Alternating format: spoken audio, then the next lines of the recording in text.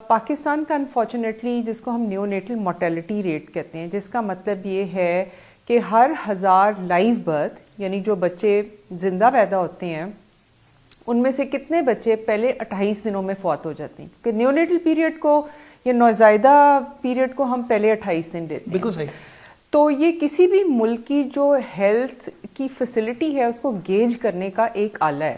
یعنی new born کی health, new born کی مورٹیلٹی. اب بدقسمتی سے پاکستان کی شرح بہت زیادہ ہے اور اس میں بہت سے فگرز ہیں، لیکن آپ سمجھ لیں 45-50. سو 45-50 ہر 1000 بچہ جو زندہ پیدا ہوگا اس میں 28 دنوں کے اندر ان 1000 میں سے 45-50 بچے فوت ہو جائیں. یعنی آپ کہہ رہی ہیں 4.5 to 5%؟ نہیں، مطلب جی ہم پر 1000 لائیو برتھ میں لیتے ہیں نا. جی بالکل. اچھا 45 to 50 پر 1000 لائیو برتھ. جی بالکل. تو اب اس کی وجوہات تو بہت سی ہیں جو ہم نے ہسپتالوں میں بھی دیکھتے ہیں، جو بیسکلی، اور ہمارا ڈیٹا تقریباً وہی ہے جو ریسورس لمیٹڈ یا ریلیٹیولی جو انڈر ڈیولپڈ کنٹریز ہیں ان میں جو وجوہات ہیں، گھوم پھر کے 3 بیسک وجوہات ہیں جن کی وجہ سے نوزائیدہ بچوں کی شرح اموات بہت زیادہ ہے. اس میں سب سے پہلے انفیکشنز، یعنی جراثیم کا حملہ.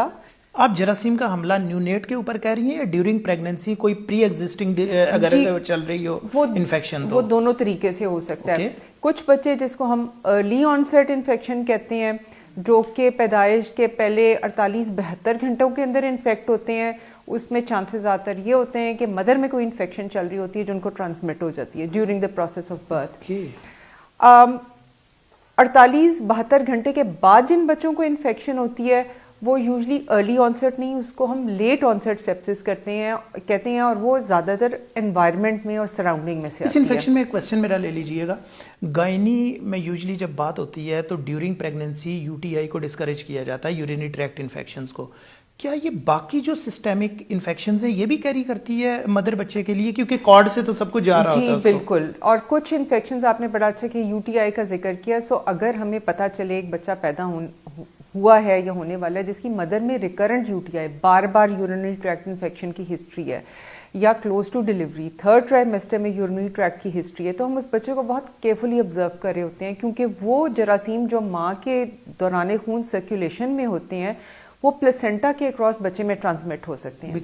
اور کم و بیش تقریباً سارے جراثیم ہی ہو سکتے ہیں، ان میں سے کچھ زیادہ خطرناک ہیں جو کہ well define newborn problems cause کرتے ہیں، کچھ اتنے نہیں ہے ضروری. اسی طرح مدر میں اگر بار بار ڈائریا کی ہسٹری ہو یا مدر میں اور کچھ وائرل انفیکشنز ہیں، وہ بڑی بآسانی ماں سے بچے میں ٹرانسمٹ ہو سکتی ہیں تھرو دا پلیسنٹا. وائرل کی جب آپ بات کر رہی ہیں، آپ نے کرونا کا آنسیٹ دیکھا اس طرح کے بچوں میں؟ بالکل کرونا کے کیسز. لیکن لکلی ساری دنیا میں کرونا نے کچھ مہربانی کی ہے ہیومن ریس کے ساتھ کہ بچہ جتنا چھوٹا ہے اتنا ہی اس کے چانسز انفیکشن کے ہیں، لیکن وہ سیریس بیماری کے چانسز اس میں کم ہیں ایز کمپیئر ٹو ایڈلٹس. جی. سو اس کی جو کلینکل مینیفیسٹیشنز ہیں اس انفیکشن کی، وہ ایڈلٹس میں اور جو ایج انکریز کرتی ہے، جو ابھی تک ہمیں پتہ چلا ہے وہ زیادہ سیویرٹی ہوتی ہے. لیکن ہاں ماں سے بچے میں، کیونکہ یہ انتہائی ہائیلی انفیکشس ڈیزیز ہے، تو ماں سے بچے میں.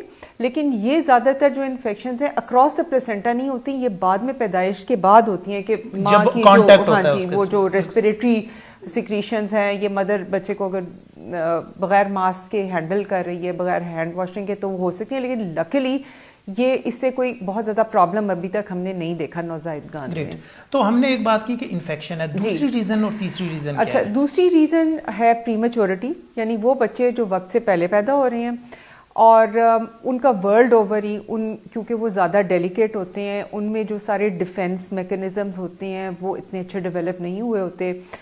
تو اور بہت سے سسٹمز جو ہوتے ہیں، جس طرح ان کے پھیپھڑے اتنا اچھا کام نہیں کرتے، وہ گیس ایکسچینج کے لیے ریڈی نہیں ہوتے، ان کی آنتیں خوراک لینے اور اس کو ایبزارب کرنے، ڈائجسٹ کرنے کے لیے ریڈی نہیں ہوتی، ان کی اسکن انفیکشن کو فائٹ کرنے کے لیے ریڈی نہیں ہوتی.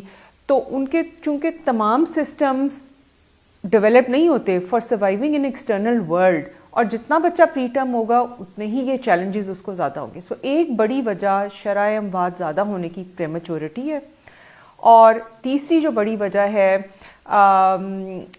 وہ ایسفکسیا، یعنی پیدائش کے وقت بچے میں جو آکسیجن کی کمی ہوتی ہے، برتھ ایسفکسیا.